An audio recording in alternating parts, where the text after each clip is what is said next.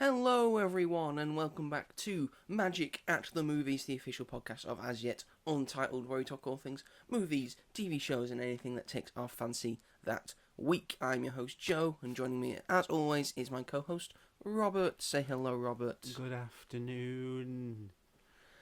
Are you not feeling it today? It's the today? wrong way round. Good afternoon, everyone. Mm-hmm. But it's supposed to be, good afternoon, children. Good afternoon, Mr. Hall. Good afternoon, everyone. This tangent you're trying to take us down, what is the end goal? It was trying to be a quirky opener, but it What about this screams quirkiness to you? that it's different. Is it? No, I've heard that done before, so it's not different. You haven't heard it out of my mouth, bucko. I heard it in the car when you got in. Oh yeah, shit. Hi, everybody. Hi, Robert says hi. Uh-oh. Oh, yeah, we're in trouble if that's the intro. Anyway, welcome back to Magic at the Movies, everybody. We're so happy to have you back. And happy to, for new listeners as well, we're happy to have you. Hello. Happy to have you. Welcome. It's not great, is it? But we do our best. What a way to set the precedent. It's not great, but we try our best. So when we are great, it's really surprising. That's our and tagline. it makes it better. It's not great, but we do our best. That's all you can do. Your best. Wow. So yes, welcome back and hello everybody. In today's episode, we will of course be talking about the big movie of the week, which is What's that? The Fantastic Four First Steps. Did you watch it? I thought it was Happy Gilmore too. It's not. And if that was the big film, you haven't watched it, so No. I don't see what point you'd be here for the podcast. Anyway, yes, it will be The Fantastic Four First Steps that we talk about in depth, the big main topic of the day. Dum dum dum. But first, we of course have our first segment of the show. But before we get to our first segment of the show, I think we should cover some sad news that has occurred over the past week, because we've had two pretty big deaths in the entertainment world. First and foremost, we lost the legend that is the Prince of Darkness himself, Ozzy Osbourne. Yeah. Apparently died peacefully in his sleep with his entire family around him after battling Parkinson's for about 5 years. Yeah. And only a couple weeks after he had his Ozzy Osbourne and Black Sabbath Back to the Beginning concert in Birmingham at Aston Villa's stadium. Aston Villa boy he was. Just a Brummie and a Brit all the way through. Yeah. He has had some controversy in his life. Who hasn't? Who hasn't? So you could say we probably shouldn't be giving this guy too much praise, but for the most part, just a pretty okay dude. Yeah. And he got out of his drug and drinking habit. He made himself better. He had a family that loved him. Put out some incredible music both by himself and with his band Black Sabbath. Yeah. If you haven't listened to Black Sabbath or Ozzy Osbourne before, go give him a listen, because him and Black Sabbath pretty much invented heavy metal. So heavy metal doesn't exist without Ozzy Osbourne and Black Sabbath. I would suggest giving them a watch, especially Black Sabbath's first album. It's a very, very good album, in my opinion, at least. And of course, him and his family, the Osbournes, are probably one of the main reasons why we have reality television as we know it. Sharon!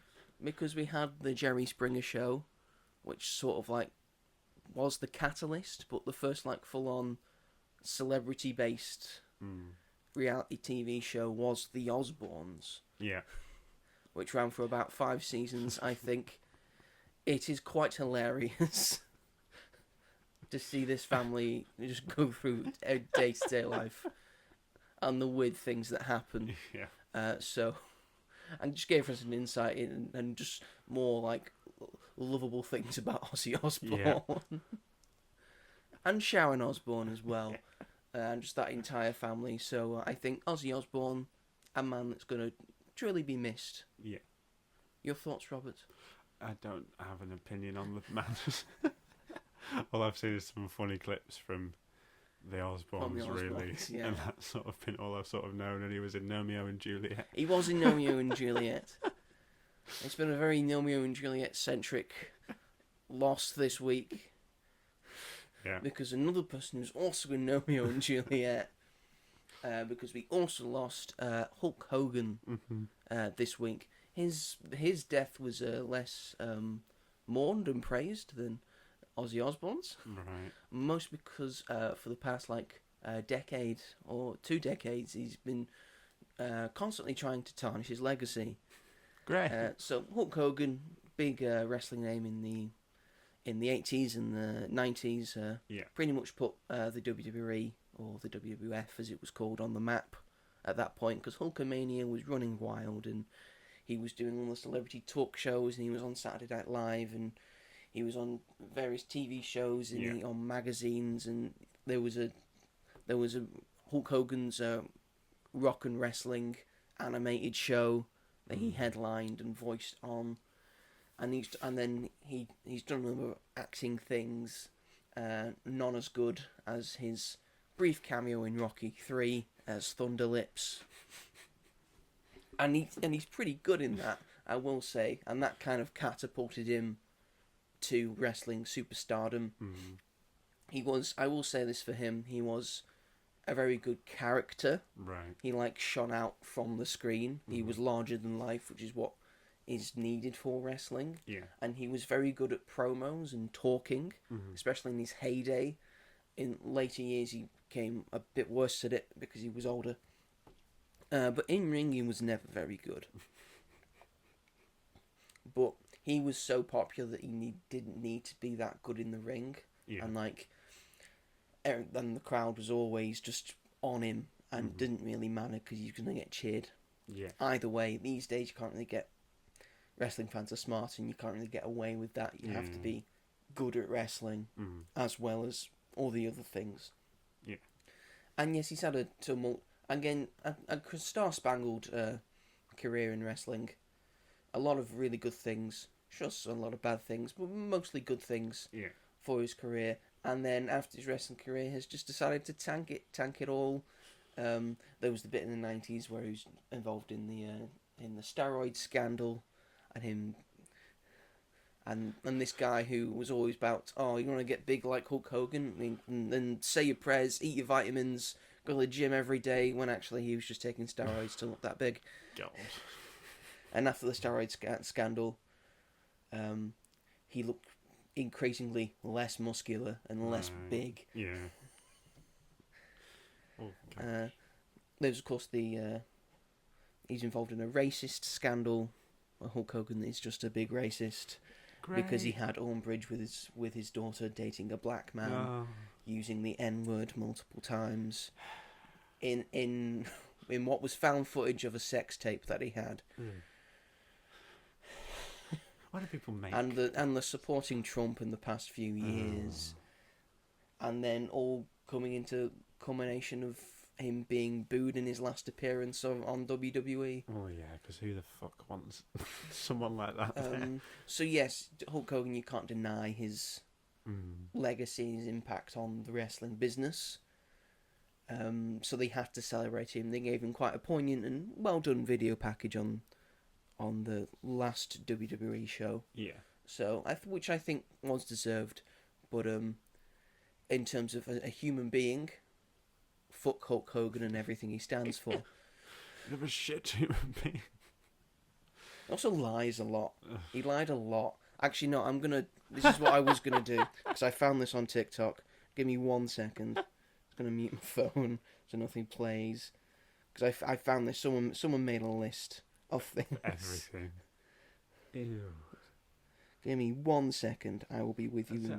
I didn't... Yes. Here are some of the favorite lies that the Hulkster Hulk Hogan has Top 5 has told in interviews and various things, and in his book and autobiography and all that jazz. In Hogan's second biography, My Life Outside the Ring, he claims to have wrestled 400 days out of the year. Let that sit for a minute. He claims it was from flying back and forth to Japan to wrestle, which added days to his year. That's not how that works, but No, okay. it does not. Hulk Hogan claims he was supposed to play bass for Rolling Stones and Metallica. He did play bass. Oh, he, right. he did play bass. He was a good bass player. He actually played bass for his theme tune. Oh, right, okay. Yeah. Both bands have denied this rumour many times. Lars Ulrich specifically said on the Howard Stern show, "I don't know Hulk Hogan. I don't know enough about him." Hulk Hogan said he used to fight Pride fighters in the 70s, but Pride fighting didn't have their first event until 1997. UFC didn't have their first pay-per-view until 1993. On Herald Sun in Melbourne, he also claimed he was asked to compete in the first ever UFC pay-per-view, UFC 1. He was not. Hulk Hogan said that he partied with John Belushi after WrestleMania 2. John passed in 1982. WrestleMania 2 was in 1986. Doesn't know his years very well. He's just a profound bullshitter. It just makes him popular. I tried with John Belushi. Do you reckon he gets the years wrong because he thinks that there are 400 days in a year? Maybe. Hulk Hogan said that he had a match with Antonio Inoki in Japan, one of like the biggest Japanese wrestlers of all time. Right. He claims that Hogan beat him up so badly Inoki died, but got brought back to life via CPR after the match. Then he said that Hogan couldn't work in Japan for a while after because the Yakuza were after him. None of this is true. On the Joe Rogan podcast, perfect, ideal place for Hulk Hogan. Hulk Hogan claims to have kept an eye on Brock Lesnar back when Brock was in high school, and claims that Hogan was the first to wrestle Brock when he got out of the UFC. This is not true, since Hulk Hogan was not in the WWE when Brock Lesnar returned in 2012. And had an eye on him since high school. Not true. He was out of the wrestling business when Brock Lesnar was in high school. Hulk Hogan claimed to suffer a broken neck from Undertaker's tombstone piledriver onto a chair. Hogan complained to Vince McMahon and made a big deal about this. To this day, he says this tombstone gave him permanent neck problems. Hogan's head never touched the chair and was nowhere near the mat. Dumbass. And final one, Hulk Hogan claims that he was originally supposed to be the face of the George Foreman grill. But since he missed the phone call, they offered it to George Foreman instead. The designer of the grill has connections to George Foreman, and Hogan was never actually considered. Hulk Hogan grills. Hulk Hogan, liar, racist. Fucking hell. Alt-right dweeb. What a shame that he's dead. I don't care. We need less of these people in the world, in my opinion. But unfortunately, he's one of the most recognisable and well-known faces in wrestling. And he was in Romeo and Juliet. In Romeo and Juliet. The Terminator! He's the voiceover. That's Hulk Hogan. Oh, I didn't know that. Yeah. Has that ruined it for me? I don't know. No, he's not in it much. No, it's just that bit. You're right. It's just that bit. It's not like Ozzy Osbourne, who's like a central character in it. That's so funny. This scene when they're playing cards. Alright, you guys are cheating. And the first one starts with Spider-Man. Spider-Man 2. Okay. And you guys are cheating. I love that film. I don't care. It's very underrated. Let's get gnomes and Romeo and Juliet and Elton John. Yes. Mash them together. Greatness. There's your film. Sherlock Gnomes isn't as good. Yes. But... So because they just took that concept and thought, well, let's put Benedict Cumberbatch in it as Sherlock Holmes, but now he's a gnome. It's Johnny Depp. Is it Johnny Depp? I thought it was Benedict Cumberbatch. No, it's not Benny, but that would have made more sense. Would have made more sense because he was Sherlock at the time. Sherlock. But no, it's Jonathan Depp. Anyway, those are some sad but some, depending on you look at, not so sad deaths. R.I.P. Ozzy. R.I.P. Hulk. Or Terry Bollea is his real name. Oh, right. Mm-hmm. That didn't even cross my mind. I was like, because he was massive, so they called him Hulk. Right, original. He was just called the Hulk. Right. Because of the comic book character, and then Vince McMahon wanted to appeal to the Irish Americans in his audience, so Hulk Hogan. There you go. And it worked. Yes, it did. Unfortunately.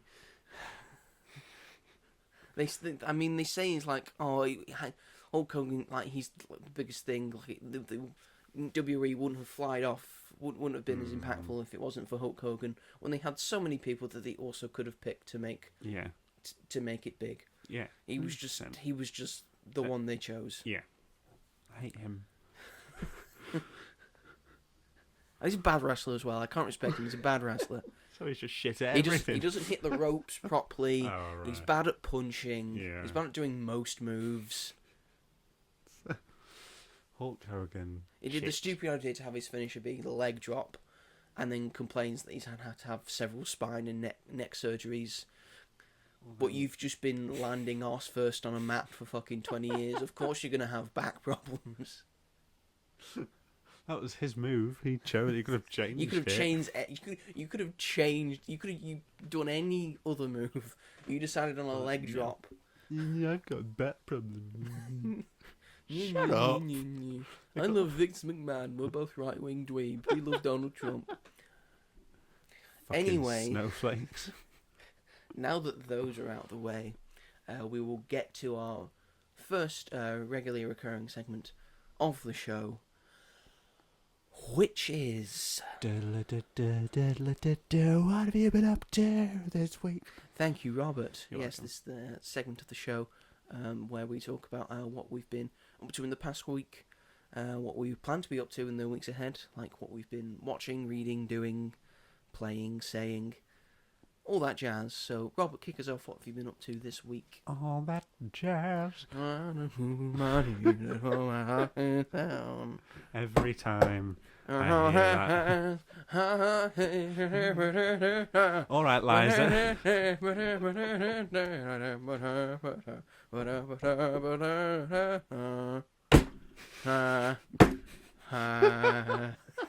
No, that was not an earthquake. That was Joe's rendition of All That Jazz.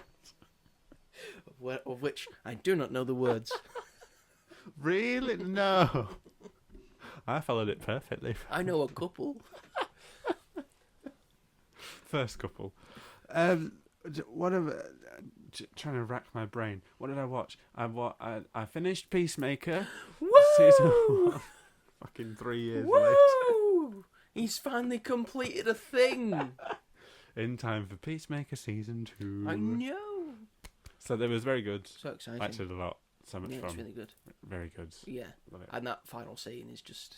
Oh yeah. It's just not canon. No. It's mad. It's so messy. It's I don't know how it can't be canon if Also, season 2 considering they could only get Jason Momoa and Ezra Miller. Yeah. And they just had silhouettes of the other three. The other ones. And no Cyborg either. No, it's not. No Cyborg, no Batman. It's just Aquaman, Flash, Superman, and Wonder Woman. It's a weird choice. I don't how it's just confusing how season 2 is going to be in the new DCU, but season 1 doesn't make much Season sense. 1 is sort of in the new DCU. Apart from that last Apart scene. from a couple of scenes that have been retconned, Right. according to James Gunn. So Peacemaker season 1 is part of the DCU. Right, okay. And then also the Suicide Squad should be. And I don't really see a reason why that can't be, to be honest. I think, no, it is. It should be. I would say it is. James Gunn. I want Margot Robbie back. But when talking of that, I watched Birds of Prey again, which is one of my favourite. It's an underrated one. It's so good. Ewan McGregor's really good at it. Ewan McGregor's so good. Snot bubble. Ew, I've changed my mind. Who's having a good time? Really good. I just love, like, it's literally a film as if it was made from Harley's point of view, and it's so chaotic and all over the place, but it really works, I think. And it's just, I really love the characters in it. Like that's like a lot of people don't understand that that's sort of Harley's superpower. Yeah. Like, she's not inherently known to have superpowers, but the Joker toxin and the chemical that has sort of given her like a sort of Harley vision. Yeah. In which, and you see it when she's being like tortured in Birds of Prey. Yeah. And then she goes into Diamonds Are a Girl's Best Friend thing. Love that. And that's sort of like her going into Harley vision. And it's seen very well in the Suicide Squad when she's escaping, and then the bullets start turning into flowers and all that. and everything just gets distorted for her, so it's not as bad. So that's Harley Vision. Harley Vision, Yes. and that's what the whole film essentially Yes, is. it is, yeah. And it's just I love that film very much. It's got a great soundtrack, and does, yeah. I know everyone was like she should have done Gotham City Sirens, but I think she wanted to bring attention a team that hadn't been shown in mainstream media yet. Not that it did well at the box office. Oh boy, did it not! Partially due to COVID, but also It was initially before not anyway. COVID. Yeah, which is I was there opening day. I was Also, sat there. also, it's not got a great title. Birds of Prey and the Fantabulous Emancipation of One Harley Quinn. I like it. They could have, and then they changed it to Harley Quinn: Birds of Prey instead of Harley Quinn and the Birds of Prey. Yeah, which true. would have made more sense. Yeah, I like the long title. It's different, and it's very her. Like she tacks it on at the end. Like, by the way, this is what the film's about. And Bruce, the hyena, is fantastic. And she's normally supposed to have 2 hyenas. She is, but she's only got 1. I'll take the 1 hyena. She couldn't have fit 2 hyenas in that small apartment. She's supposed to. She's Harley Quinn. She's supposed to have 2 hyenas. Bruce, and it's got some really good action. It's really got great some good action, yeah. And the best bit is when Black Canary's hair gets in her face, and she goes up to her and says, "Hair tie." Hair tie, yeah. Great, amazing. Females helping each other. It's just a very natural thing that would probably happen. Yeah. It's like, oh, this is getting me. I need to tie it up. That's why I love it so much, and it's just so refreshing to see. And am I right in saying that it was the first team of female superheroes on in mainstream on the big media? screen? Quite possibly. Yeah, like primarily. And I love them all. Unless you don't, if you're not counting Charlie's Angels, then that's true. That's a good point. But yeah, I just think it's a very special film that got overlooked, unfortunately. But yeah, so I watched that. I also watched the new series of Mandy, Diane Morgan's really short comedy series, which is now on its 4th series. The 15-minute episodes, 6 episodes of series, and it's fucking hilarious. It's absolute nonsense. It's Diane ridiculous. Morgan, I'm not surprised. It's so funny. Paddy McGuinness is in it at the end, and he sings "Addicted to Love" in his accent, and it's the funniest thing. And they recreate the music video, and it's so funny.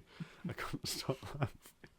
You're addicted to love. It's good after show. In a thick bottle accent.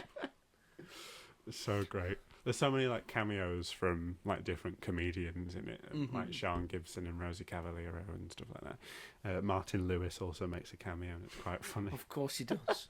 He's got nothing else on. Apart from telling us, well, economy's fucked. Yeah, that's true. This is what you can sort of do to get around it. You can do on This Morning like once every week. So yeah, I watched that. I binge watched that because it was like an hour and a half in total, and it was so funny.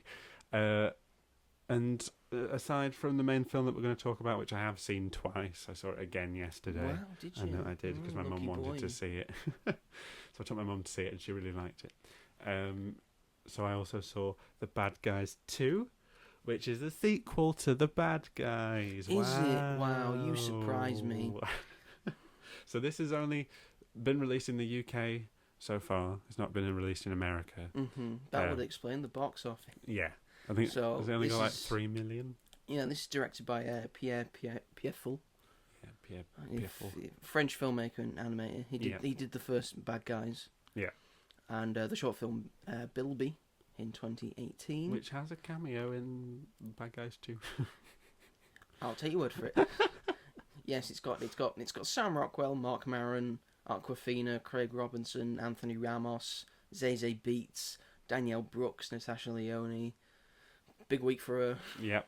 Sort of. Yeah. Maria Bakalova. Yep. Alex Borstein's in it. Richard Ayoade's in it, and yep. Lily Singh's in it. Yep. And so far. And Catherine Ryan has a cameo. And Catherine Ryan has a cameo in it. And so far, it's made $3 million. Yeah.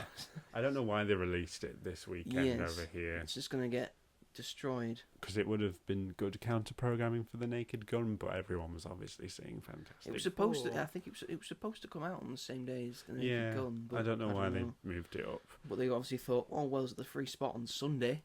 because Fantastic Four's on the Thursday, so maybe the momentum of Fantastic Four will have died down by Saturday.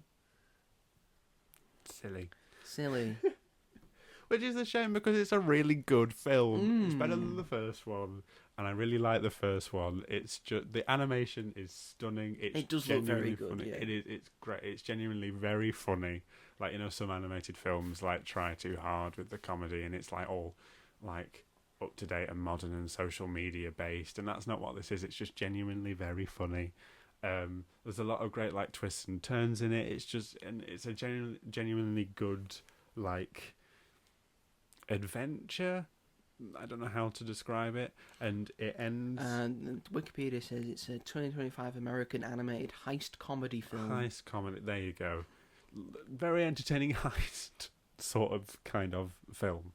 It was just really good, and my friend that I saw it with was really surprised as to how much he enjoyed it. He actually liked it more than Fantastic Four, which I think is hilarious. I'd say that they're on par, which is quite funny. But it was really good. I was expecting it to be like good, but I didn't have any like expectations for it to be like as good as it was, and it's just a really good time. So if you have any interest in the first one, if you enjoyed the first one, I'd suggest going to see this one as well, because it's just as good, if not better. And there are teasers for a third one, which I really hope happens because it ends very well. And I also saw straight after that an exclusive screening of the film Together, which stars Dave Franco and Alison Brie, which I think has been like released in some countries already, but it's not gone wide yet. And it's basically about this couple who have a messy relationship. They've been together for like 10 years. But they're having complications, and it's all about sort of codependent relationships and how some couples rely on each other too much and sort of become one person, like one doesn't come without the other, and it explores that through body horror. They're literally merging together. Ooh. They fall in a pit, drink some nasty water, and weird things start happening. They keep being like intertwined, like stuck together, and they don't know how, and it gets complicated and very nasty and very gross and ends in a very weird way. But it was good. I liked it. I thought the ending was disappointing because it didn't make sense with the rest of the film. It said something completely different from what the rest of the film was trying to say, in my opinion. But Alison Brie and Dave Franco were great. It had some really funny moments, which was nice. Some of the cinematography was really good, and it was genuinely very freaky. But also, I wish I hadn't seen the trailer before I saw it, because they gave away a lot of the freaky stuff. So there wasn't as much surprise in that sense. But it was good. I liked it. I enjoyed it. I would watch it again. So if that's your thing, I would suggest going to see it. It has like 98% on Rotten Tomatoes, which is very high. Wow. I wouldn't say it's that like up to that level. For you, at least. For me, for me. But yeah, it was good. So yeah, that's pretty much everything that I've seen that's new. How about yourself? Well, for the most part, I've not been doing much this week. I've just been doing some odd bits and bobs, some writing, some working, all that jazz. But I did manage to catch, as well as our big movie of the week, a film that came out on the Friday, which was going to try and steal its thunder from.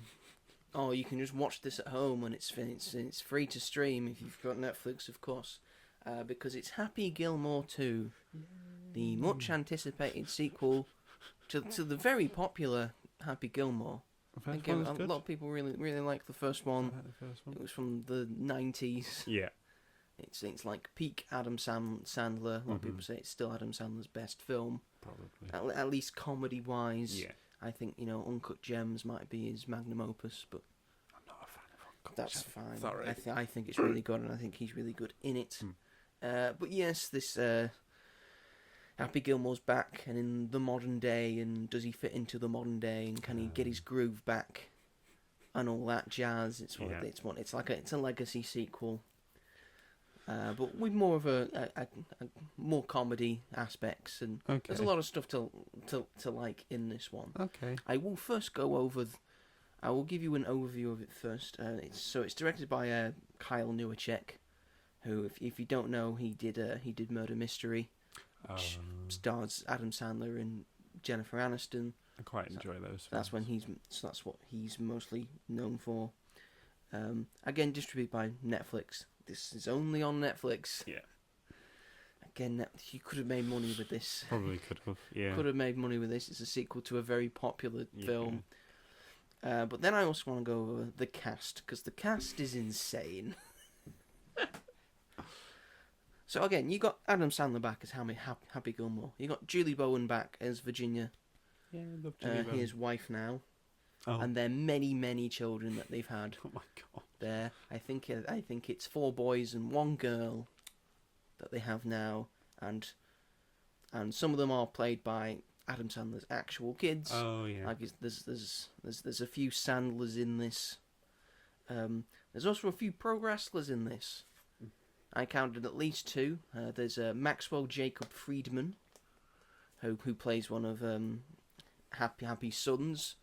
If you watch it, you'll know him as the really big one, the really muscular one. And he's a big wrestling star. He's been a former AEW world champion. He works in AEW on the WWE side of things. There is also Rebecca Quinn, who goes in wrestling as Becky Lynch, who at the moment is the women's intercontinental champion and a former multiple-time world champion in her own right as well. She has a bit of a smaller role, but she is in it. There is also Mark Qualley's in this. Yes. Yeah. Christopher McDonald is back as Shooter McGavin. Ben Stiller's back as Hal L. Oh my goodness. Just being a dick again. Just being a real dick, and now Happy sees it. Some more really weird cameos. Travis Kelce's in it. Taylor Swift posted about it. Yeah, Bad Bunny is in it as Oscar, who's Happy's new caddy. John Daly's in it. Ethan Kotoski's in it. Eminem's in it. What the fuck? And do you remember in the first one with that there was that guy who just kept calling Happy a jackass? Yeah. He's playing his son. Oh, okay. Oh god. There's a lot of golf cameos, like Scotty Scheffler's in it.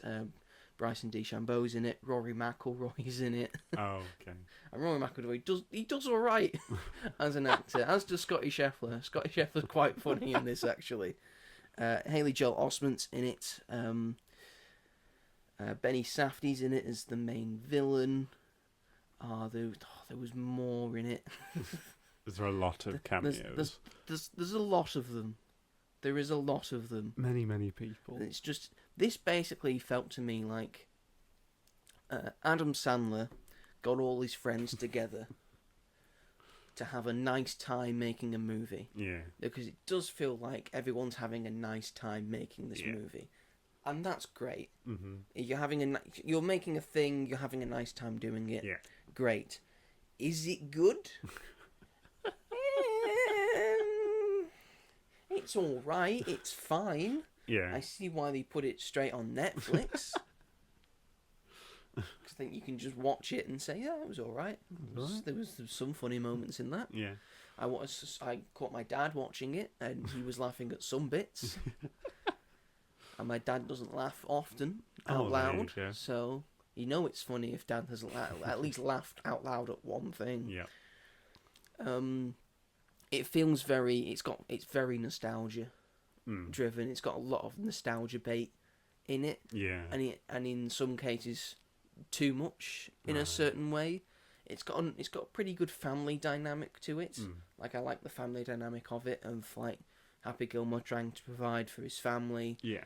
Because his only daughter, the main plot is he's needs to get her into ballet school because she's got a talent. She's got a real talent, and that ballet school, that's 3 years, so he needs about 300 grand. Mm-hmm. And the only way he can get that is he goes back to golf. Why did he leave golf? I won't spoil it. It's a big thing why he left golf.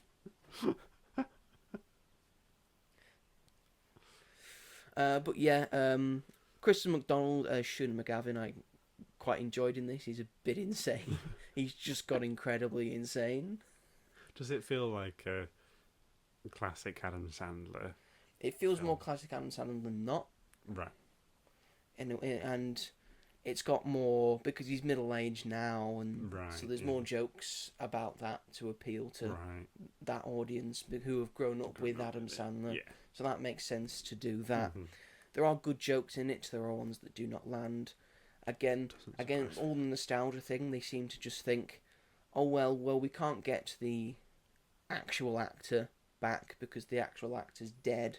So we're just going to cast someone else who looks pretty much exactly like the original actor to just do the same thing as the original actor.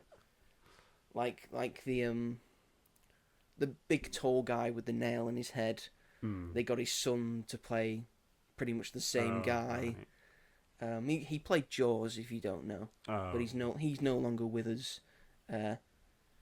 I think the guy, the jackass guy, I don't think he's with us anymore. Well, he's not in the film, so they just get Eminem to play his son, and then Eminem just gets beaten up by Happy Gilmore, by Happy's kids, and then they just throw him into an alligator pit, and then he has a battle with a bunch of alligators, and then they've got someone to play Chubbs' son as well. Who was the what was his name? I don't remember. He was Apollo Creed, and he's Chubbs in everyone because unfortunately, was it a year ago he passed away? Carl Urban, is it? Not Carl Urban. Carl Urban's still with us. Oh, what's he called? Carl Weathers. Carl Weathers, yes. Carl Weathers. Unfortunately, I think passed away. I think last year. Last year, so he couldn't be in this. Obviously, he appears in like flashback, and they have that thing of Chubbs being up in heaven, like hi Happy, and just the idea that Chubbs' son also has a wooden arm, so the same things happen to him. It's just feels a bit odd. Just go with it. The villain's annoying enough, and there's sort of stakes, but it does feel like it's sort of two movies in one at some points. But if you want to watch it, then I'd say it's quite an enjoyable watch. I don't think you'll have a bad time watching it unless you really, really hate it. Yeah. But yeah, I quite enjoyed it. I laughed at most of the things. I thought the family dynamic was great. I thought that was really well done. I think Adam Sandler as like an older, sort of wiser Happy Gilmore worked, and then his sons are sort of like interpretations of how he was when he was younger. So I think it works on that level, but again, it's nothing to write home about. Again, it's very much, it does feel like a streaming movie, so that's probably why Netflix put it on streaming. But yeah, if you want to watch it and then look at, hey, there's that guy, hey, that's that guy, I know that person, where have they been? Spot the actor. Like Margaret Qualley just turned up. I was like, wow, she's in this. Incredible. And there's like a lot of podcast people in it as well. Like I had the Bad Friends podcast. They're in it. And he goes on several podcasts. I think Joe Rogan has a thing on it. Post Malone's in it as well. Post Malone makes an appearance. There you go. There's the other one I tried to remember. Joe Rogan has a bit in it? I think I remember. Yeah, I think it was Joe Rogan. Same commentators as the previous one, though. Oh, okay. They do look older, but they still sound the same, so it's all right. So yeah, Happy Gilmore 2. I'd say give it a watch if you've got an evening and you can't think and you want to watch something new and there's nothing else on. Yeah. And you've got Netflix open, all right, fine. Not the greatest. If you've already got Netflix open, then have I not sold it to you? I do want to watch it because I know that I'll enjoy it. Yeah, you might have a nice time. But in terms of it being like a good film, sometimes not every film has to be that, which is fine. I just want it to be a little bit more different, and it just felt a bit too nostalgic in some points. Yeah. But hey, some of the jokes still landed. So it still felt very Happy Gilmore, which I guess people wanted. Yeah. So there you go. There you go. That is pretty much all the main things I have done this week, apart from also start a new book. Oh, what book? Which was, what is it called? Must be really good, real page turner. Yes. It's called A History of Britain in 10 Enemies. Oh. It's written by Terry Deary, and if that name sounds familiar, he is the person who wrote the whole Histories books. Oh. So his style of writing, I'm already quite used to. But he's able to get a bit more historical and more adult in this book, because it's more of an adult book. That's interesting. So it reads very well, and it is quite funny. And because I think learning is best done through humour. Oh yeah. In a way. So this goes through the history of Britain and how Britain has been shaped and changed by the enemies it has had or has chosen to have. So I've gone through the chapter on Italy, which is about Romans, and then also the Catholic Church and our feud with them. There's the Saxons and the Angles and the Saxons, then the Anglo-Saxons, and we sort of became them. Then the Scandinavians, the Vikings coming over, and now then the French, the bloody French, eh? Can't get rid of the fucking French. I've only just started the French chapter. This is going to be a fucking long chapter. I've been fighting for France for so fucking long. That 100 Years' War. Also defined us because we were sort of French for a bit. There's of course the Germans, and so yes, it's very interesting so far. I think it's a pretty good read that I'm still enjoying. Good. Anyway, shall we move it along now that segment is over to our main topic of the day? Yeah. Because the MCU has come back with yet another movie and yet another phase, because this is the first movie in Phase 6. It's not a phase, Mum. It's a Phase 6. Phase 6, Not Mum. Phase 1, we're in Phase 6 now. Phase 6, Jesus Christ. And if we know, because they're obviously doing these in threes, Phase 6 is going to be the big phase, because it's going to have brand new day, it's going to have Doomsday in it, and it's going to have Secret Wars. I think it's probably going to be capped off with Secret Wars. I'm so you excited. Would think so. So excited that we have less films. Less films now, so we just calm down. Breathe. I still think this film should have released in November, but whatever. We are in a new era of Marvel Studios, who have like out of the clutches of Disney Plus. We're in a pandemic. We've got a new streaming service. We just need to pump this. We're full of shit. Yeah. So let's get all this Star Wars and Marvel shit on it. Yeah. And then that kind of ruined the brand for a bit because there was too much Marvel. Yeah. I think was the main problem. There was too much of it. So they needed to pedal back, and this is probably one of the first things in the new era of Marvel Studios running things.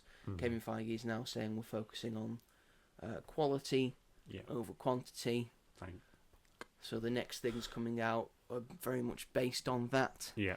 And what better way to start this new era of Marvel Studios than with the first family themselves? Dun, dun, dun. Fantastic Four. What a theme tune. First off, theme tune, really good. Really good. It works really well in it. Because the Fantastic Four First Steps has hit cinemas this week. It came out last Thursday, and then Friday, Saturday, Sunday, it sort of dominated the box office. It is directed by Matt Shakman, who got this gig after his great work directing WandaVision. I think he did a very good job on that. He has also directed episodes of The Great, It's Always Sunny in Philadelphia, and Fargo, the TV show, not the film. No. That was the Coen brothers. Brothers, again based on the Fantastic Four by Stan Lee and Jack Kirby. We'll get to both of them in a minute because they've got a lot of Easter eggs and cameos based around those two. Yeah, very much so. It stars Pedro Pascal as Mr. Fantastic, Vanessa Kirby as Sue Storm / the Invisible Woman, Emma Moss Bacharach is the Thing, Joseph Quinn is the Human Torch, We've got Julia Garner as the Silver Surfer. We've got Sarah Niles, who is a sort of assistant to the Fantastic Four. Yeah. She has been in Ted Lasso. Yeah. She was in F1 yeah, as and well. in F1. She's really good.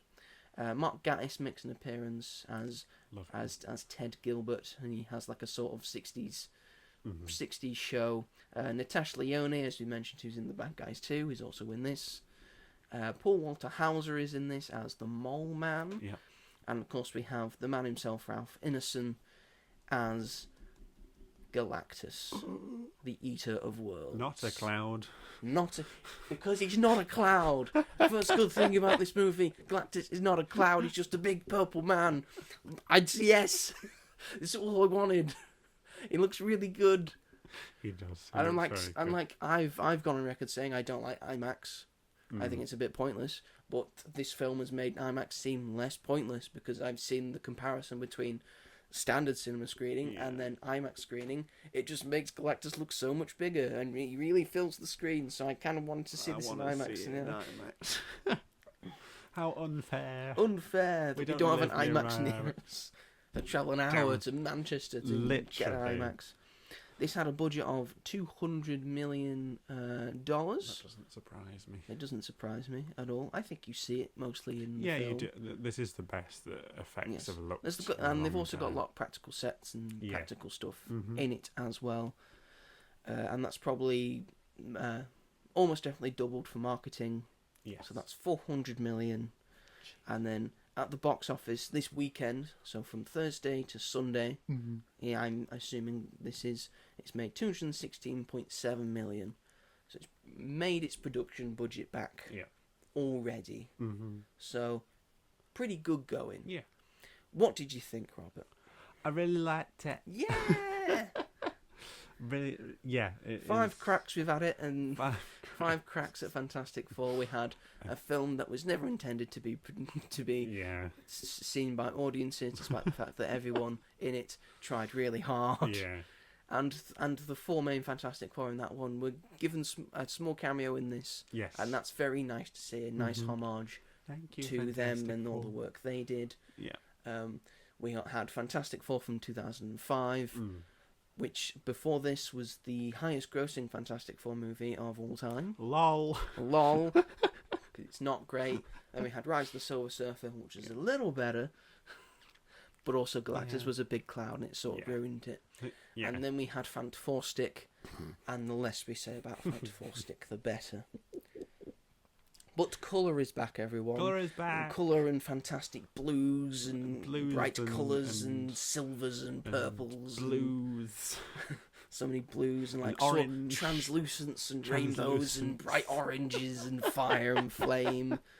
And that's just Natasha Lyonne's hair. Yes, it's so bright and colourful. Anyway, go on, Robert. Yeah, I really liked it. I've seen it twice. I saw it again yesterday. Which Did it get really better on a second watch? I'd say it was just about the same for me personally, because I have problems with it, but I did really enjoy it because we ended up seeing it at the same time and we didn't know we were seeing it. Yeah, we didn't know. Because I thought you were seeing it on the Friday. No, maybe I got the days mixed up, but I was just sat with my friend and my friend went, "Isn't that Joe?" And you were walking to your seat. And I was like, "Yeah, it is." Yeah, it is. So then How dare he? He got up in a huff. Stormed over to where you were sat. I was like, "I didn't know you were here." He gave a look of, "How dare you? How dare you not tell me you were coming?" So I didn't know you were here. So that was very funny. Didn't expect you to be there. Didn't expect you to be there. I thought you were a woman when you walked past at first. Only because someone had gone up to go to the toilet and Jack was pointing. I take that as a compliment. And I was like, yes, okay. He's doing a little swish with his hips on his chair. Because they don't lie. But it was nice that you were there, but I did say to you on the way out that I was a tad disappointed. Just by a little bit.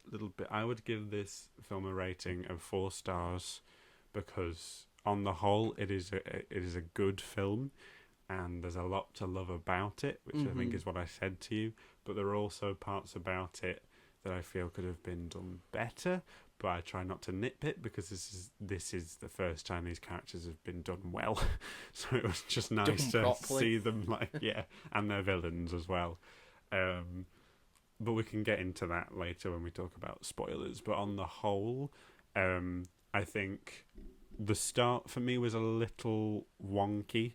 I felt kind of the same. Like the first 20 minutes are a bit all over the place. I see what they were doing. Yeah, of course. And I like seeing like a montage of them being the Fantastic Four and seeing them fight these old enemies that we're probably never going to see which is a shame. Never going to see again. So it's nice that they at least did them. Yeah. But it takes time to pick up. Once it does pick up, oh boy, doesn't look back. Oh boy, oh boy, oh boy, doesn't look back. I think this might be controversial because I know Superman did it where you just put straight into the action, like you don't get the origin story. But I personally feel that this would have benefited from seeing the events that happened where they got their powers. I think you would have been able to understand who they were individually a bit more, and I think because in the past no one's liked those versions, so no one would sort of remember those versions, and I would have just liked to have seen it done here differently. I think it would have helped the film a little bit for me, because the first scene I was like, oh yeah, cool, but I don't understand your relationship yet. Like I'm supposed to believe this relationship, and all I'm seeing is two actors, if you get what I mean. But then as the film develops, you do get that.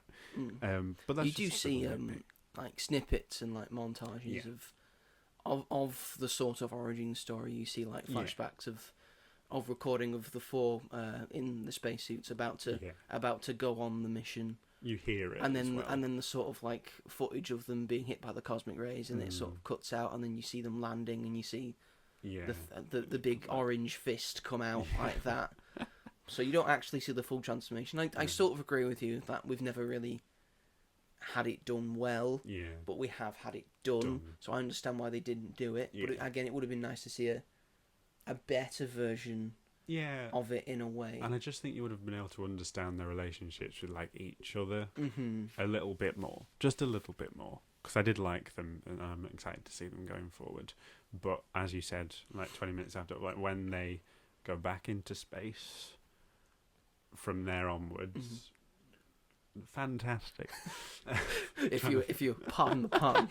Trying to think of a different word, and I just There's couldn't. no other word. This Fantastic Four film was fantastic. Like that, there's a chase scene.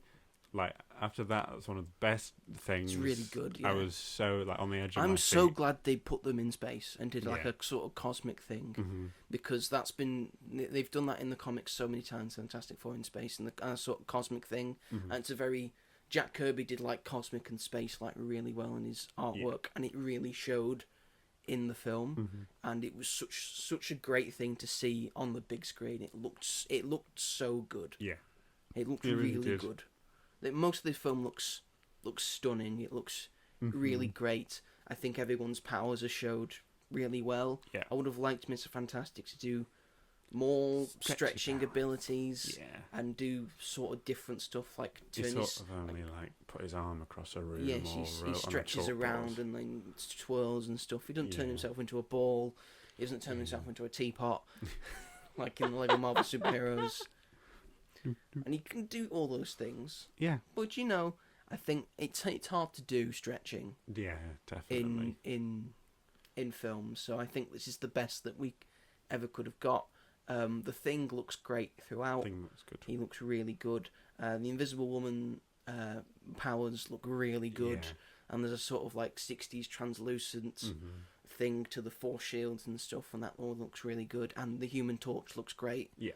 Throughout, and you like still sort of see the Joseph Quinn-ness of it, and it's not just a big man in flame. So he's still got character behind it. Yeah. So that all looks really good. Yeah.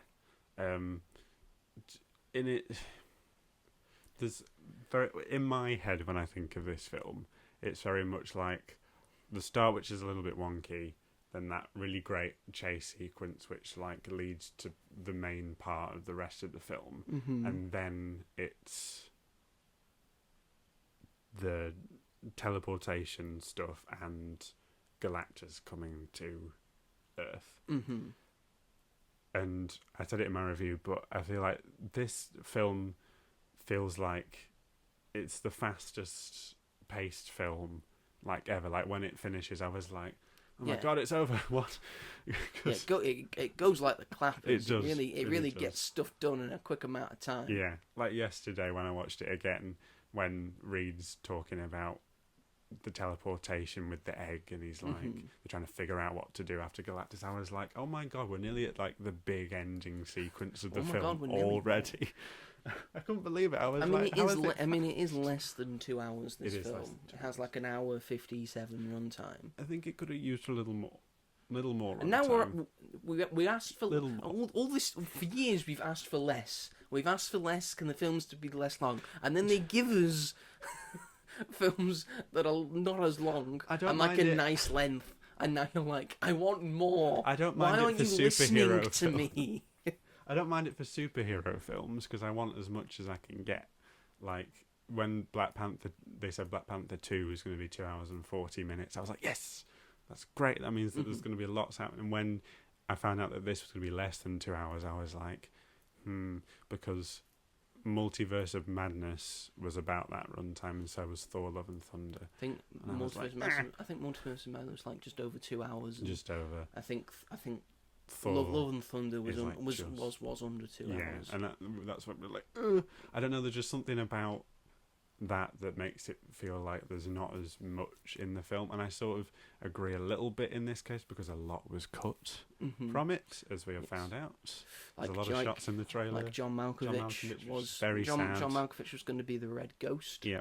And he's still and the Red Ghost still sort of has an impact in this film because at the start they're like fighting the primates of the Red Ghost, but the Red Ghost is never actually seen. There was a lot of things that were cut from this movie. But I just wonder what like you see him emerging from a cave. That's obviously not going to be in like a montage scene. So like, what was that all about? We'll never know. There's that scene where Sue sees something like in the Baxter building or wherever it is, and she's like, she's upset about something and her eyes are following whatever it is. And there's the dating show that the Thing goes on. I think that's more of an advertising ploy. I think that was an advertising thing, yeah. But there's just like a lot has been cut, and I don't know why. I don't know what, but I don't know. I really want to know what it would have been like with those scenes in the film, and we're never gonna get the extended cut because Matt Chapman said that that's not going to happen. We might get them released to us. Those deleted as extras and deleted scenes. That would be very nice. It would be nice to see. And nice to John Malkovich, who I bet is pissed off as hell.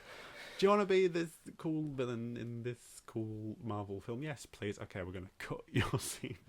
It happens all the time. It does happen. I know we're like making a big deal of like actors being with a certain character and their entire character being cut from a film. This happens in films all the time. It's unfortunate, yes. Yeah. But it's just the thing that's always happened in the film industry. Yeah. And it's just a big thing because it's John Malkovich it's happened to. It's like if you cast John Malkovich for the role, then it's obviously going to be a significant role. John Malkovich has been doing this for quite a long time. I doubt this is the first time he's been cut from a film. Probably not. Bless him. But my favourite part of the film, hands down for me, was Silver Surfer, Julia Garner's Silver Surfer. Julia Garner's Silver Surfer. Incredible. Yeah, so good. Just, like, the concept of the Silver Surfer, if you're coming into this, is a little odd. That there's this silver thing on a surfboard and it's riding around. This film makes that look like the coolest it's ever looked.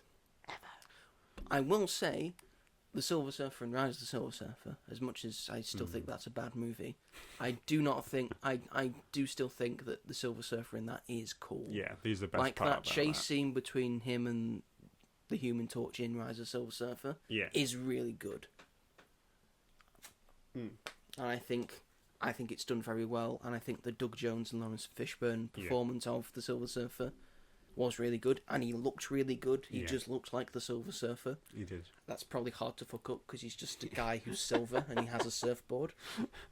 I did really enjoy Julie Garner's version of this, though. Yeah. I liked her voice. I liked her mannerisms, and that she's sort of like monotone and cold through some of it, and then like some emotion starts creeping in, and then like her eyes start becoming more human. Yeah. And when she's like using the surfboard, she's like riding it like you would a surfboard through waves, and she's obviously done that very well. And so I think she gives a very good performance. I think everyone in this film gives a very good performance and shows the family dynamic in this, which is the most important thing of a Fantastic Four film. I think is done very well. Yeah, there are clearly the four of them are clearly a very good family that are very like close together, and they're all sort of like the same but different, and it's very good at showing their differences of Reed Richards being this extremely smart guy, but then doesn't know how to do certain things that are sort of like common sense knowledge that then Ben Grimm knows how to do because he's from Yancey Street, and he's from the seedier ends of town. Also, a nice mention to hype up the film, they renamed in New York. They renamed Delancey Street as Yancey Street and Jack Kirby Way. So that was a very nice touch to do that, and very nice homage to Jack Kirby. We'll get to some more homages in a minute. Yeah. But yes, Ibn Moss Backrack as the Thing, I think, does a good performance. Yeah. I still have a soft spot for Michael Chiklis' performance as the Thing in the original Fantastic Four, who I think gets like the tortured soul sort of thing stuck in rock really well. But I think Ebon has like the right voice, and then he gives the right characteristics to it. And the idea, and he still has the idea that he's still feeling lonely, and he doesn't feel like he's wanted in the world.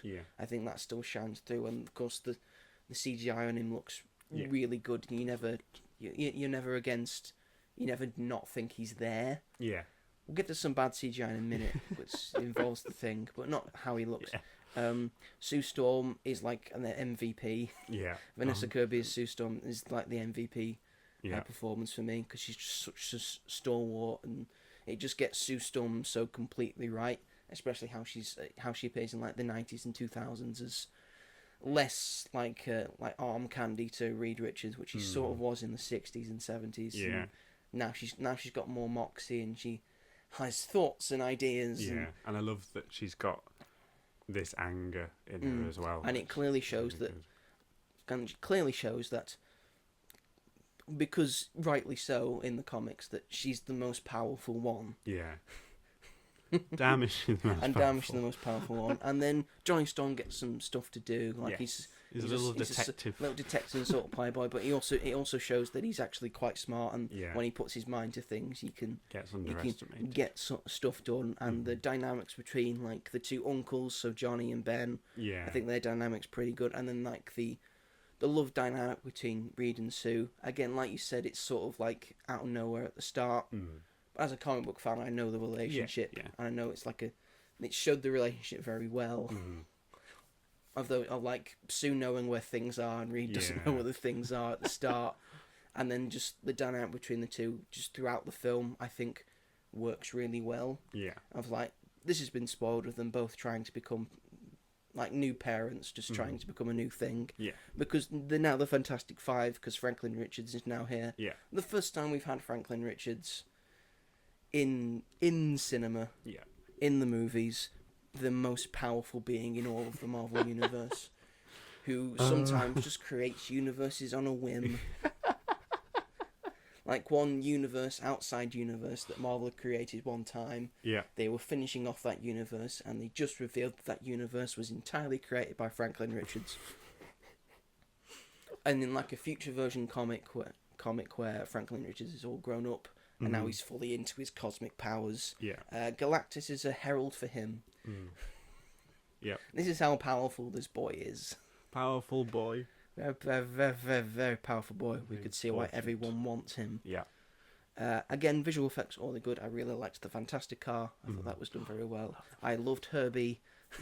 Herbie was done very well. Every time Johnny gave him a little scratch on his head, and he'd go. And he gets really jazzed up about, because his cooking's pretty good for the things like, it's pretty good, Herbie. Just gonna add some spice to it, not because it's not delicious, because I need some more zip. And you're like, okay. And he's got like a family mode, and he's got a space mode. Because it's very 60s and retro. The whole world just feels really good. Yeah. Because it's a 60s vibe, and it's sort of futuristic. Yeah. Because the Fantastic Four are there, will have built it up. Mm-hmm.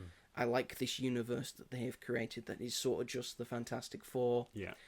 I liked them beating up their villains. I liked Paul Walter Hauser as the Mole Man. Mm-hmm. I sort of see it. Yeah. Yeah. Oh yeah. I definitely. do see it in him. I just really enjoyed this film as a comic book fan who has read Fantastic Four comics for years, for decades, and I've read the origin. I've read the Kirby and Lee run. Mm-hmm. I've read this section, the coming of Galactus, and the Doomsday bit, and all the stuff with the Silver Surfer. Yeah.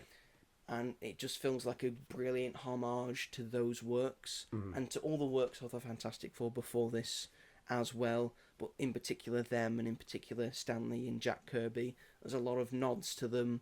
They show at one point two artists working in a building, and it looks like they're working on a comic book, and they look sort of similar to like young or like 30-40-year-old versions of Jack Kirby and Stan Lee. The Fantastic Four ship is called the Excelsior, which is a nod to Stan Lee. And of course, the universe is called Universe 828, which translates to August the 28th, which is Jack Kirby's birthday. Oh, okay. So that's a nod to Jack Kirby as well. And in the after the end credits, after the credits, and then you get an end credits scene, there is a quote from Jack Kirby, which kind of tugs at my heartstrings a little bit there. It's like they're giving recognition to Jack, who before that never really got the recognition because it was all Stan Lee. Yeah. But Jack Kirby's artwork really, it leapt off the page. It flied off. It's one of the main reasons that Marvel became so popular, because the artwork was just so stellar, and it was all Jack Kirby. And it's nice to see him get his flowers for this, especially for the Fantastic Four, which did so much to make Marvel what it is today. Yeah. And I think, will this save the MCU? I don't know. I just know is that this is the best Fantastic Four film we've ever got 100%. by a long stretch. Yeah. And Stretch, but here's the thing, though. This film it might be a bit too hot to handle. Oh. And you might not be able to see through. I've done all four now. And also Galactus is there.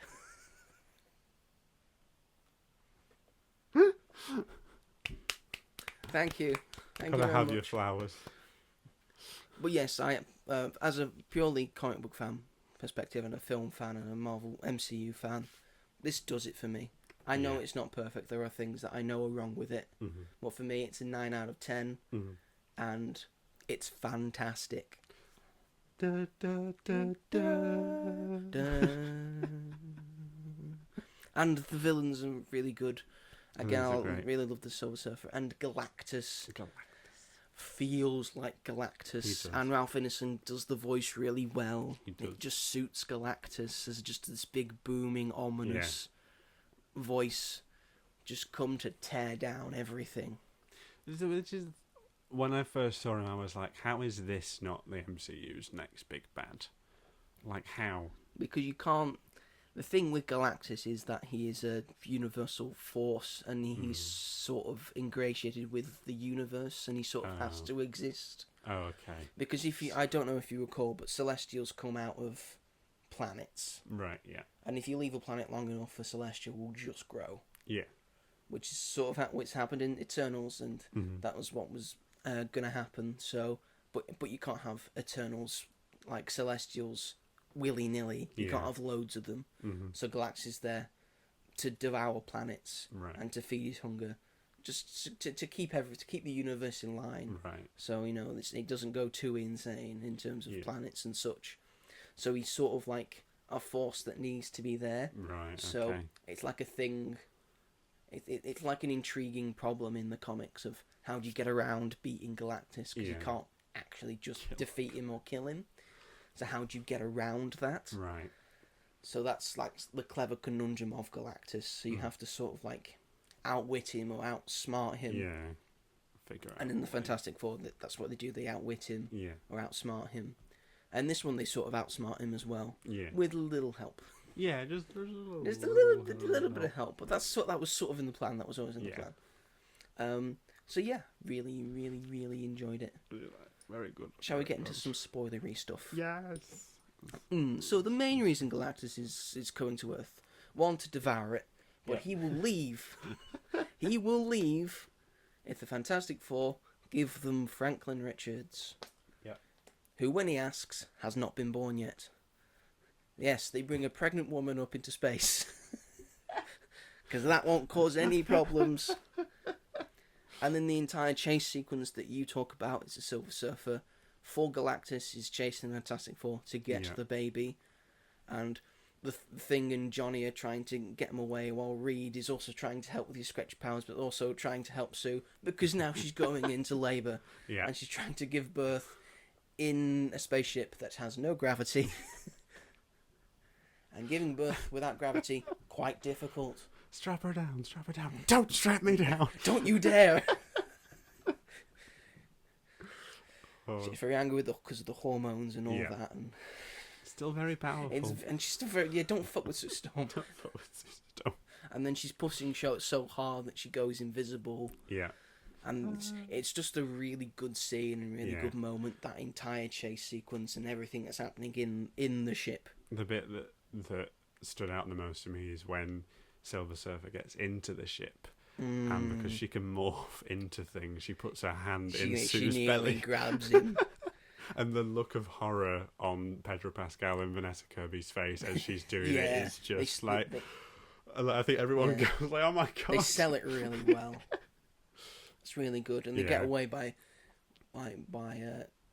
tricking the Silver Surfer to go into a black hole, and then she's stuck in there for a month. Yeah, because they need time to think. They need a month to think. But that was cool. It was very cool. There's a lot of very cool bits and moments. Again, the world looks really good. I like I like the Baxter building that they've made. Again, the Fantastic Car's great. Yeah.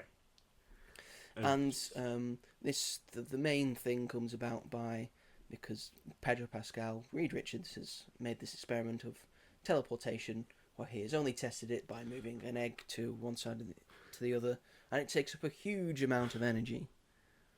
This was the one thing where I was like, Reed, teleporting an egg is not the same as teleporting a planet to the other side of the universe. It's got sort of a similar shape, because the Earth's not a circle, it's not a sphere, it's a sort of oblate spheroid, so it's closer to an egg than it is a circle. Which you're right, but if that took out like a lot of power... It's the basic principle. The basic principle is the same. Yeah.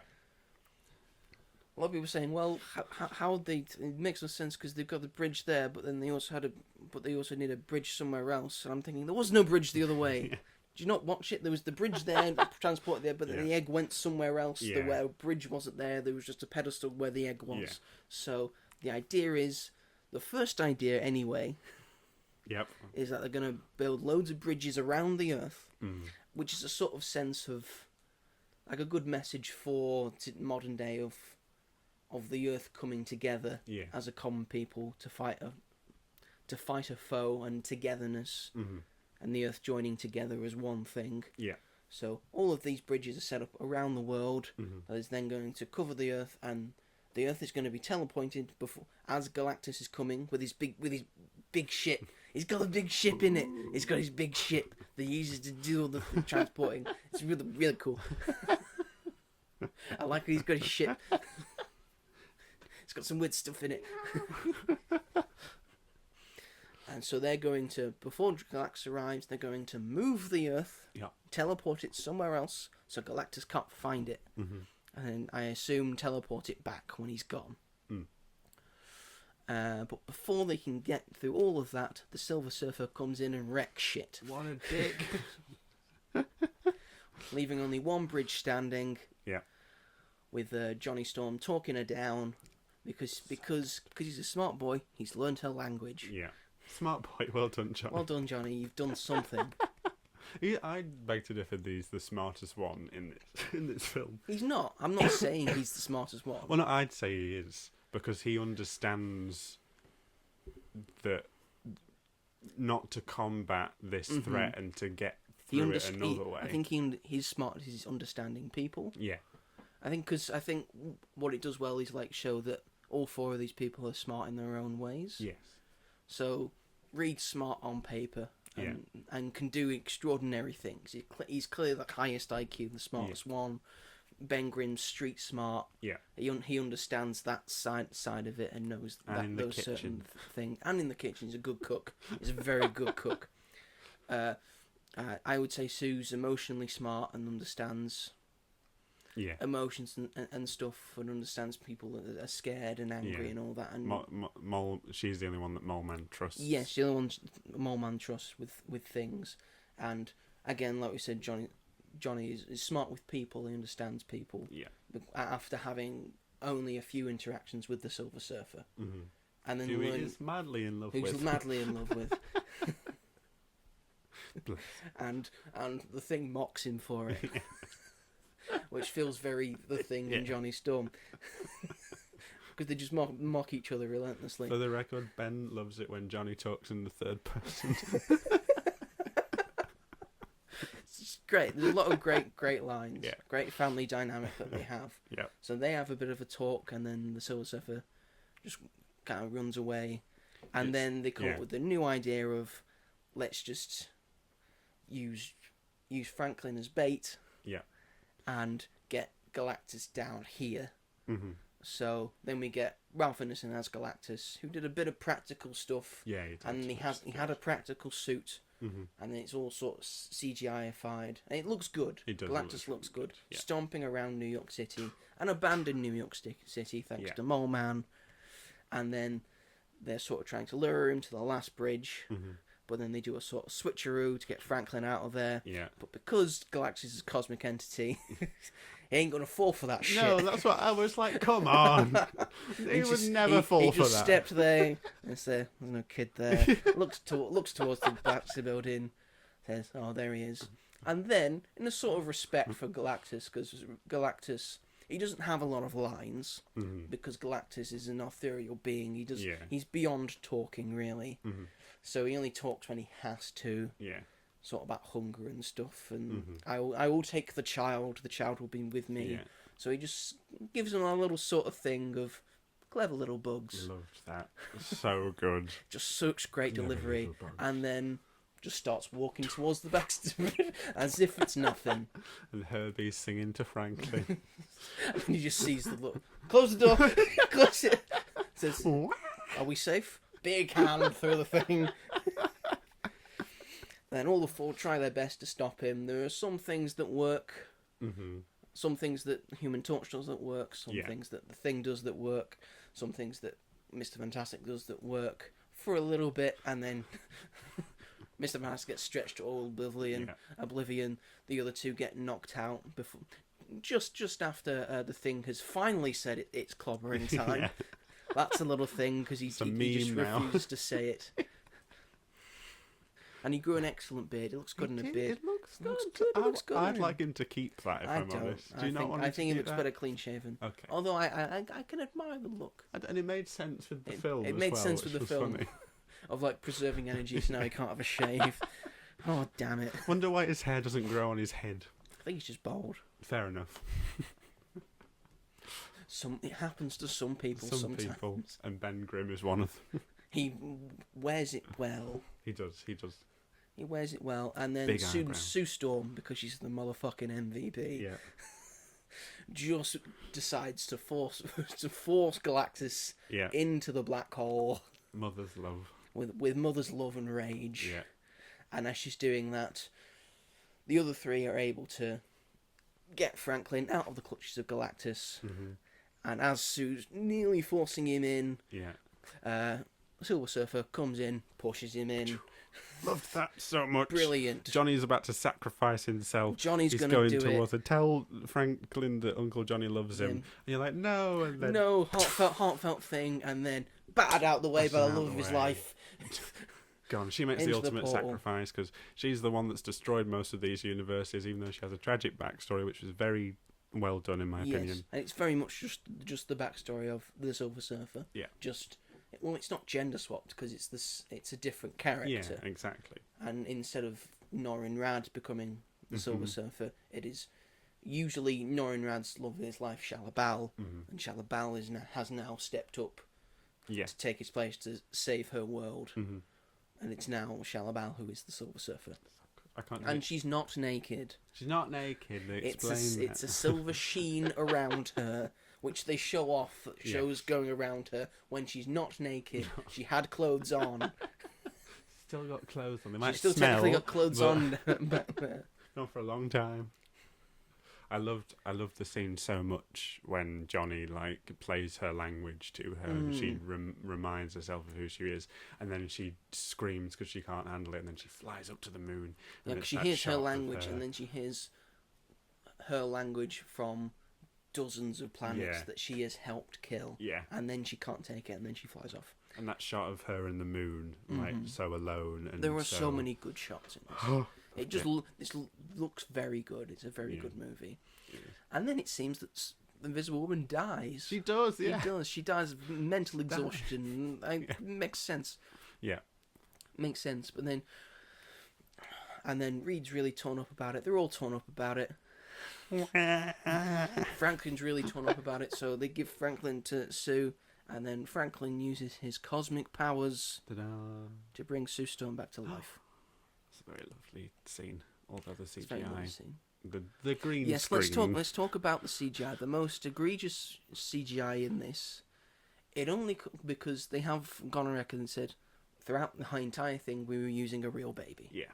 And for the most part, you can see it's a real baby. Mm-hmm. However, there are bits when the Thing, who is a completely CGI character, who they have like a guy. They had a guy in a suit for some scenes just to see the size of the Thing, but for the most part, it was Ebon Moss-Bacharach in motion capture for most of it. Mm. So it's just the Thing who is a CGI character holding a baby. Yeah. And how do you do that? I guess we'll just have to CGI the baby. Yeah. And it looks not great. No. It looks really better than it looks better than it did in Twilight. That's true.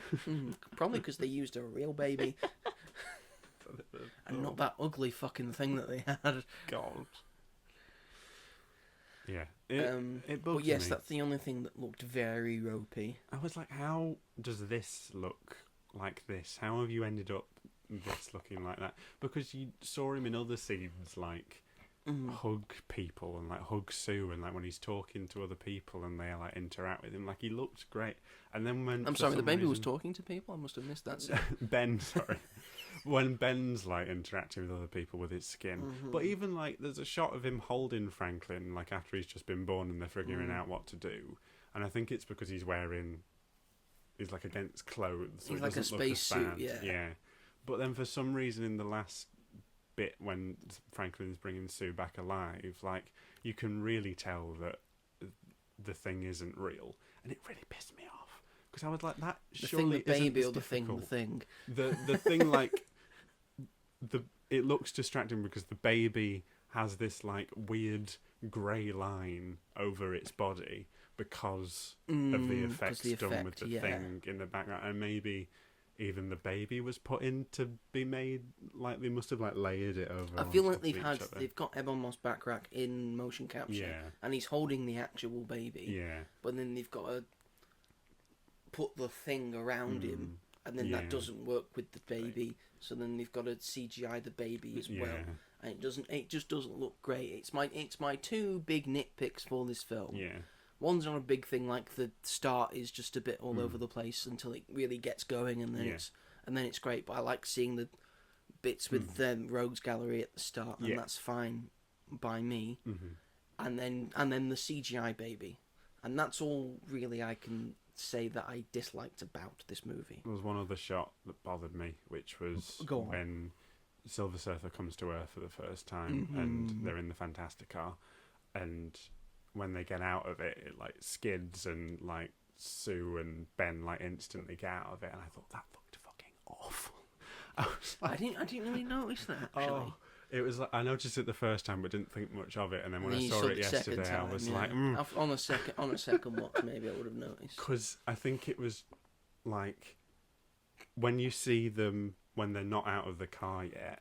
I think it's literally just like a still of them sat down. Yes. And then it like jumps into them getting out of the car, and you can just tell It that just they've looks- not just gotten out of a It car. just looks very janky. And I was like, how have you fucked up getting out of a car? Like, I know it's a futuristic, cool space car. But I will say, we only got one Lego set.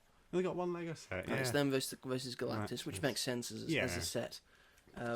Give us the Fantastic Car. Fantastic car. Back Next to building. next thing should be the Fantastic Car, and it comes with the Silver Surfer. Yes. That should be the set.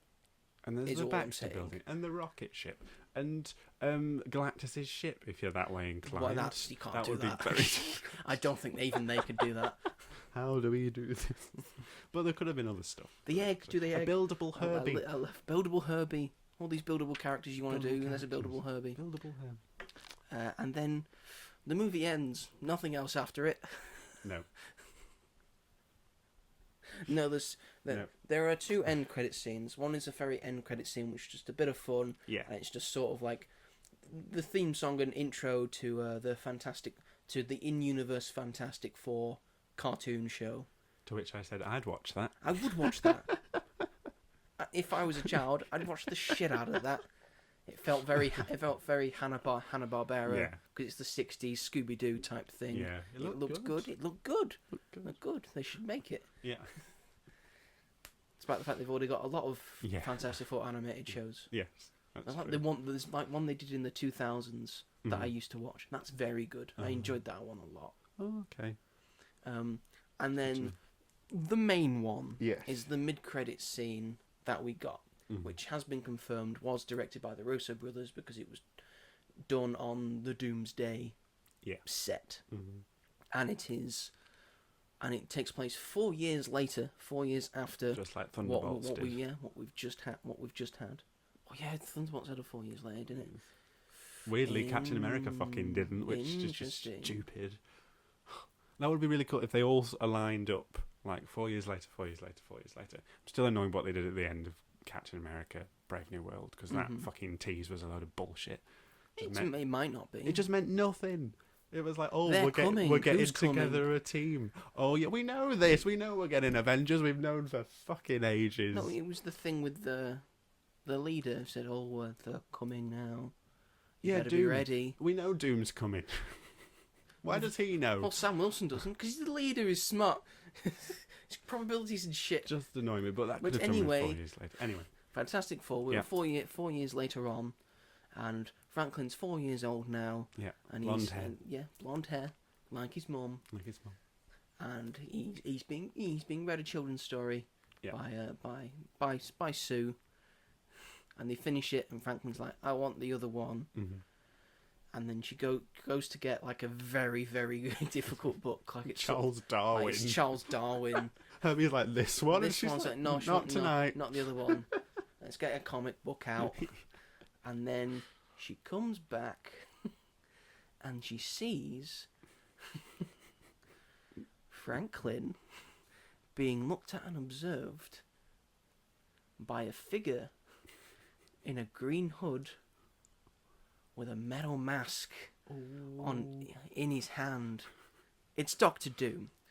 We have our first first live action appearance of Doctor Doom in the MCU. Yeah. It has been confirmed that was Robert Downey Jr. Yeah.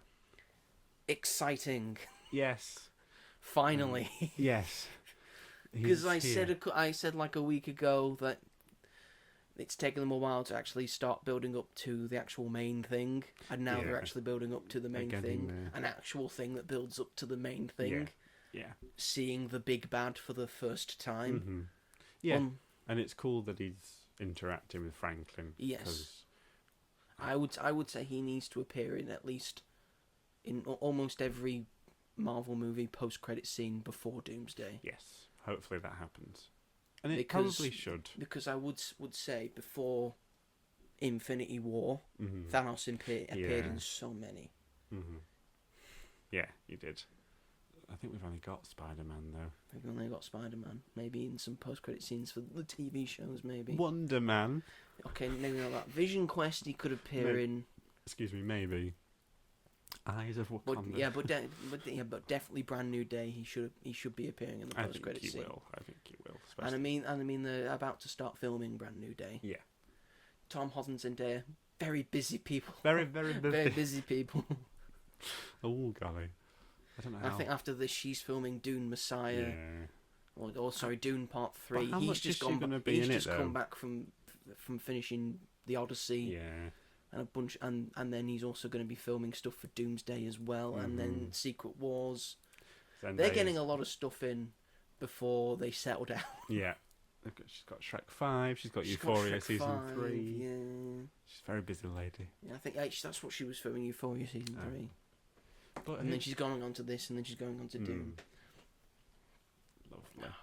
Very busy people. It's nice that very nice people having a lot of very busy stuff to do. Although I will say it'd be nice to have more variety in Hollywood cinema. Yeah, it would. I agree with that. Nice to see new people. Stuff.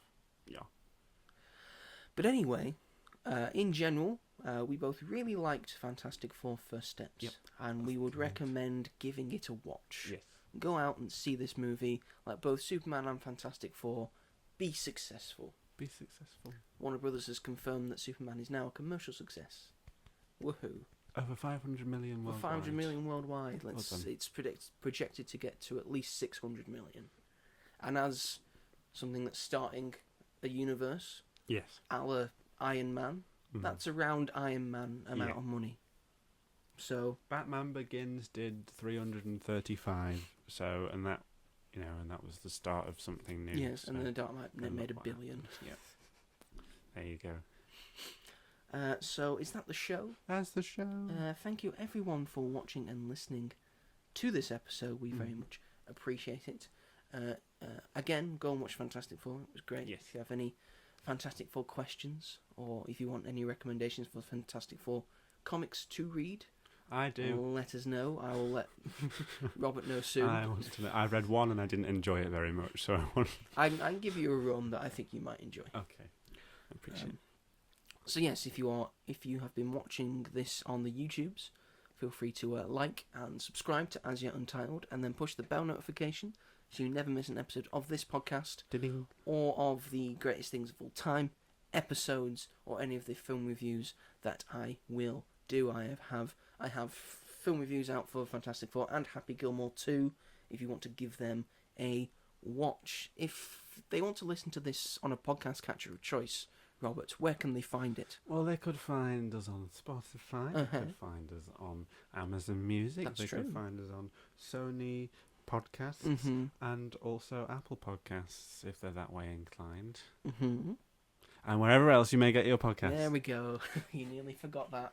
And then I just stared at him intently like, you've forgotten something. Oops. If you want to get into contact with the show, we are on Blue Sky, which is Twitter, but nicer, at magicatthemovies.bsky.social.